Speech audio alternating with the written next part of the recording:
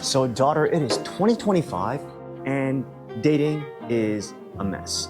I really think that women are having the hardest time trying to find a good man. And if you're struggling with the same problem, then this video is for you. Now, how I came up with this idea for this video is the exact same place where we're sitting right now is where we had our apartment's Christmas party.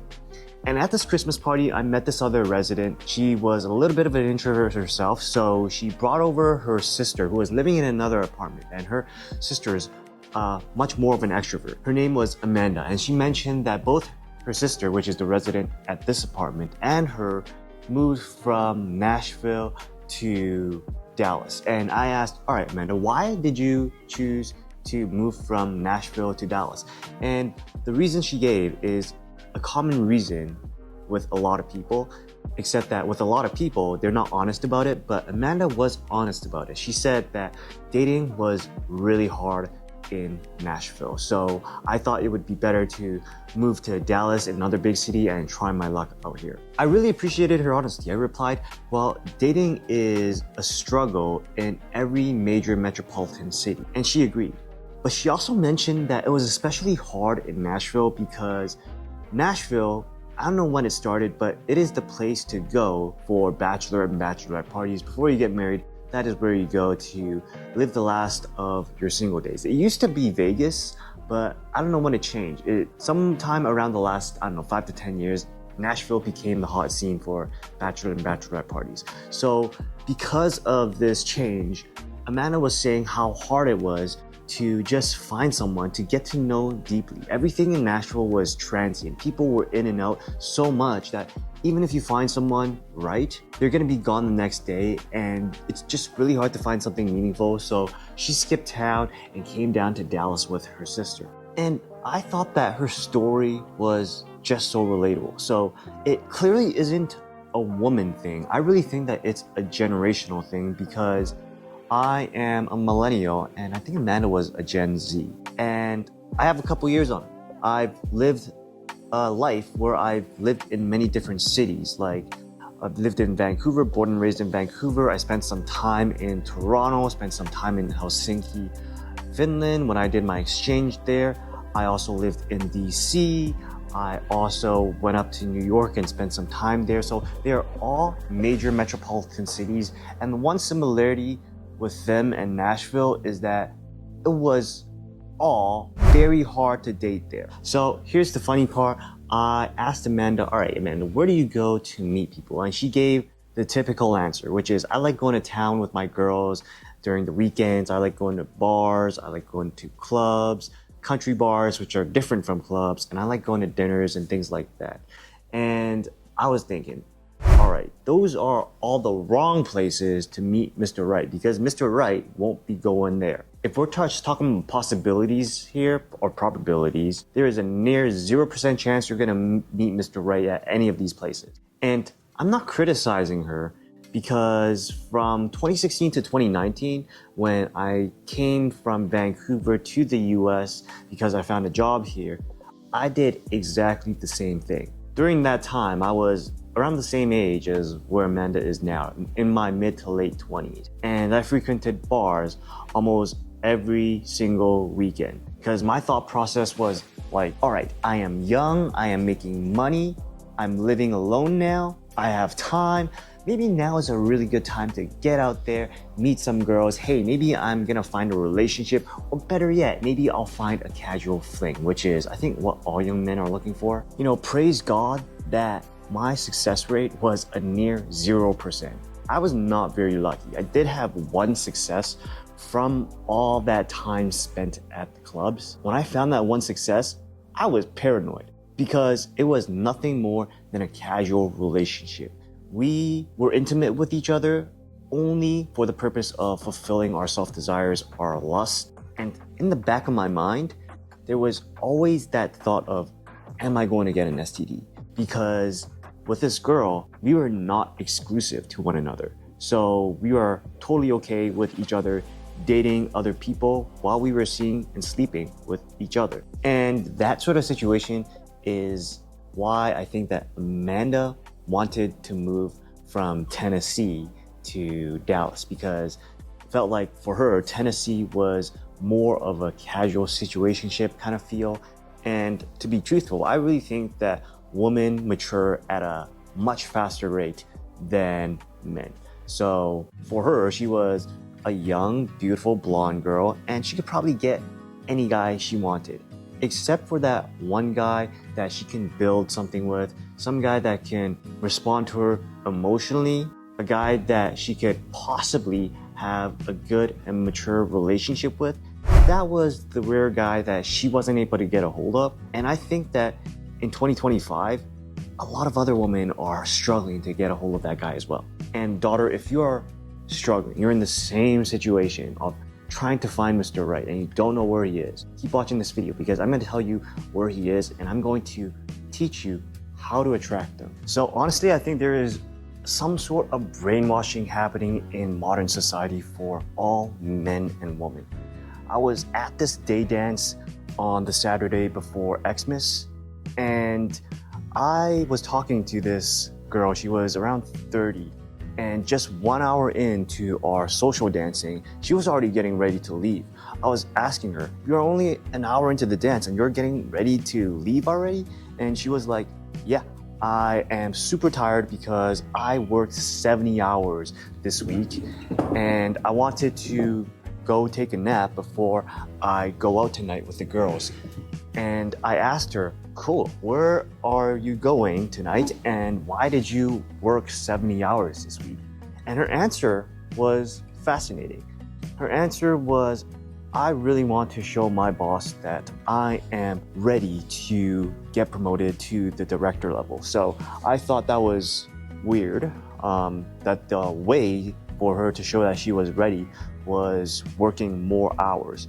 So that was fascinating. I guess what they say on social media is true, that there's a lot of career women out there who are just focused on rising up the corporate ladder and getting the bag. The other thing was more interesting because she mentioned that there is this bar that is really popular on Xmas weekend, and her friends have tried on multiple years to get into this bar, but they've always failed. So this year they're gonna go a little bit early to try to make it to the bar before it gets packed. So here was another case of a girl, and this is just my assumption, that she is going out on Christmas weekend.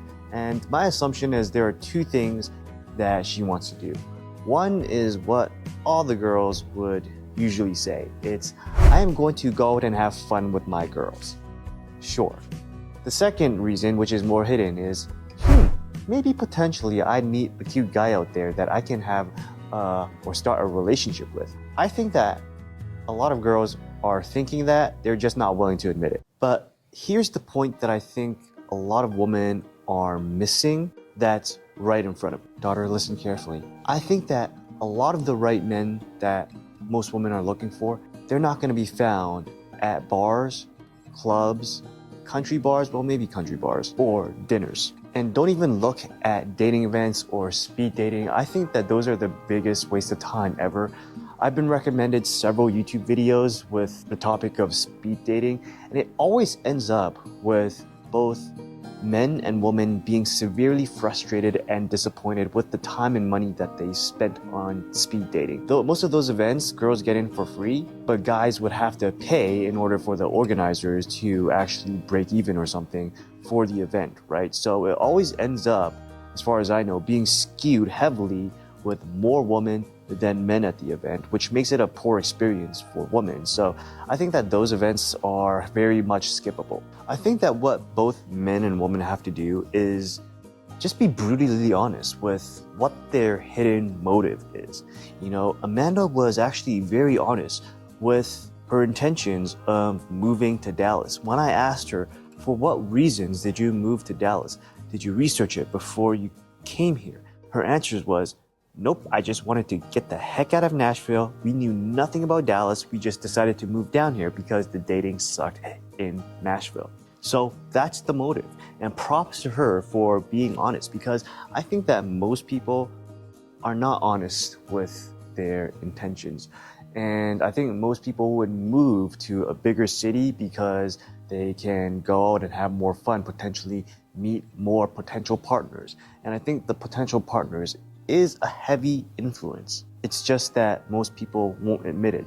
But when you move to a city, just so you can increase your chances, at some point, I really feel that that just screams desperation, and you don't want to go into dating, to me, or move to a city with the intention of, I want to meet someone. So whenever you go out to bars or clubs or maybe even a sporting event, if you have the intention of, all right, maybe I'm going to meet someone, I feel that more often than not, you actually never meet any. So the lesson there is, if you're gonna go somewhere, go there for you, not for the hidden agenda of, hey, I might meet someone cute. So let's talk about where the good men actually are at. Let's say you figured out all the inner workout. You worked on yourself. So now you're no longer thinking, all right, I'm going to this place and hopefully I'm gonna meet someone cute, because I know that 80% of the time you're gonna be thinking just exactly that you might meet someone cute. But I don't know if Amanda was religious or not, but that would be the first place that I would recommend, going to church. Now, church is a hit or miss, just to be honest. There are a lot of people that go to church for exactly that reason of trying to meet someone at church. And they're going in there with a hidden agenda. But the actual people that would probably be good potential partners are the ones that actually serve. And I'll give you an example of this. So when I first started volunteering at Shoreline City Church here in Dallas, what they do is they actually have a dinner for all the new volunteers, which is great. You know, helps you get to meet a lot of the other people you would be serving with. So at that dinner, I met this girl and her husband, and we got started off to talking. We did all the usual typical questions like where you're from, why did you move to Dallas, things like that. And 20 minutes into the conversation, she was already asking, hey Donald, are you single? Are you on the market? Are you looking to date? Because I have several girlfriends that are single and they are also looking. So that was a pretty interesting way to get an in. I was both shocked and I was laughing my butt off because that was a first for me. And I'll admit that wasn't the only time that happened. I think there are a lot of Christian brothers and sisters that are just out there wing woman you out or trying to hook you up in a good way to marry you off. But the thing you gotta watch out for, even with church, is that there are a lot of fakes. People go there as cultural Christians, which I don't think are the right reasons to go. But even if you're not religious, there are a lot of people around you that you're probably just writing off. And a good example of this is in my early 20s, here is my type. Here was and still is my type. I like voluptuous women and I like them blonde and brunette. And I remember when I was using dating apps, which I don't use anymore because I found no success in them, I would always scroll past or swipe left, I think the one was for rejecting, swipe left on all the girls that didn't fit that criteria. And it sucked because dating apps give you the idea that you have more options than you actually do. So I spent more time swiping than actually going on dates, and I wasn't getting any dates at all. This is gonna be probably a lot different for a woman because they have a lot more choices on dating apps, but it also presents a sense of danger and a waste of time because you're just gonna be going on a bunch of dates with a bunch of guys that are not gonna be that one you're gonna have a great relationship with. Feels like a big waste of time, and it also presents a sense of danger for me because you're gonna put yourself with a stranger that you've only met through an app. So To me, as a guy who focuses on self-defense and personal safety, daughter, I definitely never want to put you or have you think that that is a good position to place yourself in. So I really still think that the best way to meet good men is IRL, because you can get a vibe of their character and their person in a way that photos can never tell you. And I think that's one of the big downfalls for Gen Zs and millennials, that we focus on the superficial things. We focus on things like, oh, does she give me a boner? Looking at her pictures, do they make me excited? Or looking at his pictures, do they give me the butterflies? They're all superficial. And we turn down dates because they don't give us those superficial things. I remember, I think within the last 3 years, there was a girl that stayed over at my place. And physically, she was exactly my type. Brunette, voluptuous. And I met her when we were younger, so we've known each other, but it wasn't until a couple years later that we reconnected and spent more time with one another. And she flew over because it was long distance, and she stayed at my place, and I really got to know who she was. And by the end of it, I was spitting out blood. Literally, I spat out blood because she was just stressing me out so much. So that was the first realization that, hey, maybe if they fit my physical preferences, they still could be a girl that's not right for me. So that's when I started changing my criteria. And daughter, I have a feeling that a lot of women do the same thing. They have this criteria of superficial reasons like, is he good looking? Does he have his own place? Does he own a car? The last two questions are specifically questions that I get asked a lot with every single new woman that I meet. I think better questions to ask would be, is he going to be a good father? Does he have character? Does he not lie? Does he come from an abusive household? Because if he does, chances are you're gonna end up with an abuser. Does he serve at church or volunteers? Those are questions that you need to ask any guy that you meet. And I feel like once you start asking those questions, all the good men that you didn't notice before will start appearing right in front of you randomly like wild Pokemon. So daughter, even though you now know where all the good men are, the problem is how to attract them. I honestly believe that good men are focused on developing themselves. They're focused on upskilling. And the places where you might find them would be places like growth or business conferences, church, volunteering, book clubs, support groups. Those are all great places to find these good men. And why do you know that they're good? It's because they are focused on things that make them better and can help them serve others. Because that list that I mentioned to you, they're either gonna help them develop as men, or they're gonna serve others and help others grow. But that's the problem. Even though you know where they are and that they're doing such a great job, how the heck are you going to get them to notice you? BTW daughter, if there's one skill that I want both you and your siblings to learn, it is storytelling.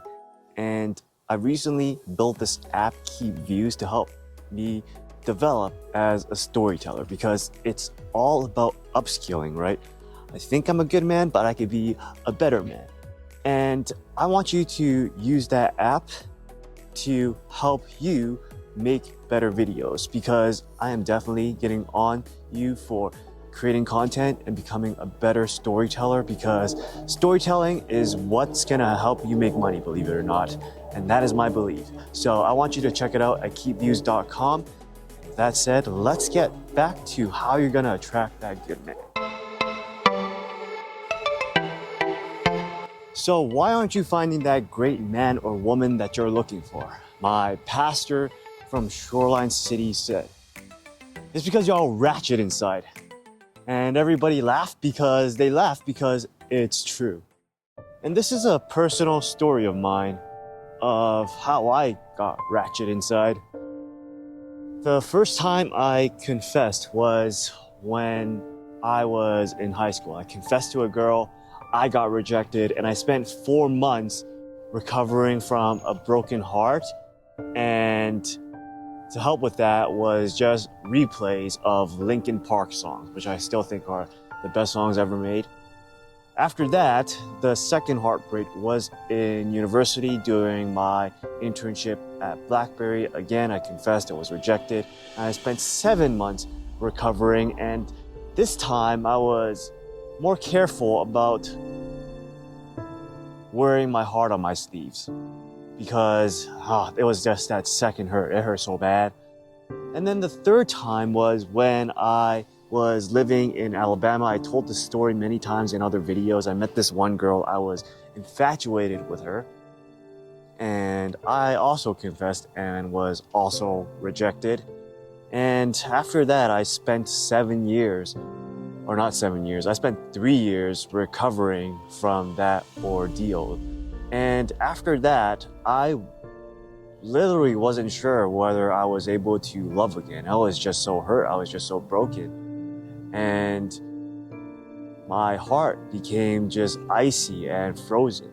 And I was not sure if I was ever going to love again. And life was just colorless. And you have no idea how many times I thought, what's the point of living if this is how life is going to be? I only realized later that there were plenty of girls around me that were great partner material. I just didn't realize it. With relationships, because of all those heartbreaks, I was always 1 foot in, 1 foot out. I didn't want to give them my heart just because I've been hurt so many times, even though it was just 3 times. But it was just 3 times that was all that's needed, right? So I was ratchet inside and I wasn't doing anything in order to better myself, in order to develop myself. And what I thought was, all right, I am just going to do me. I am going to just date casually until I find that right person that is willing to fix me. That's the complete wrong way to think about it. Life doesn't work that way. There is nobody that can fix me. The only person that can fix me is me. Even Jesus can't fix me. And why do I say that? Because the only way that Jesus can fix me is if I was ready. It was up to me to believe that Jesus rose from the dead and that he is the truth, the way, and the life. And that the only way to the Father is through him. It all started with me. Jesus can't save me. The only one that could save me was me. I am just going to live this lifestyle of dating multiple people at once until someone is willing to jump in with both their feet and commit to me. That's what I used to think. And it didn't work. It really got me nowhere. So I think the last couple of years, from the start of COVID, 2020 to now, social media has been preaching some weird things. Like it is okay to date multiple partners at once, and that it's okay for a woman to have a backup plan just in case her relationship that she's in now doesn't work. I don't really feel that focusing on multiple people at a time is a way to success. There's not a lot of people that can focus on multiple projects and succeed. There's only one person that I've known that can actually do that, and that is Elon Musk. And there's only one Elon Musk, and everybody seems to treat him like God, lowercase g. I think that having multiple partners is just a surefire way to failure. And looking back, when Amanda and I were talking, she mentioned that her parents, like my parents, have been together for ages, 15 years plus. And that's one thing that I think is missing in today's relationship, which is purposelessness. It seems that the goal for today's relationships is just to get to the point of being exclusive to one another, that you're serious and committed to one another. But once you get that, what's next? I mean, back in the 50s and the 60s, 70s and the 80s and the 90s, it seems that for a lot of couples that become exclusive, they get married, and then they have kids. So the purpose after getting married is raising the kids, which is going to take you another 20 years or so, right? So during that time, they have a purpose for the relationship. Stick together for the kids. That is a common saying for Asians. But in 2025, it seems like for millennials and Gen Zs, the idea of having kids is a stupid idea. That is what I hear all around social media, all around my friend groups and my circles, because kids are gonna take away your freedom, they're gonna take away your time, and why do you want that? And it just strikes me as weird because after the relationship, that was the purpose, to keep the relationship together. Now that you don't have that, what do you have? You're just in a relationship to be in a relationship in order to cohabitate and split rent. So daughter, this is not gonna be an exclusive list, but if you're in Amanda's shoes and you're looking for a good man, here it is. 1. Place is important, but the most important and best and first place you should look for is within you. Number 2, you have to know what you want. So what I want you to do is make a list of the important qualities that you think a good man should have. For example, does he drive a nice car versus is he good with kids? Which one is more important to you? The term good man or good men is frankly not specific enough. Number 3, you have to go to the right places. If you care more about the car, go to the club. If you care more about whether he's gonna be abusive or not, or whether he's gonna be good with kids, go to the church. Number 4, you have to know yourself better. Good men don't want the ratchet girl. Men with purpose are also looking for women with good qualities.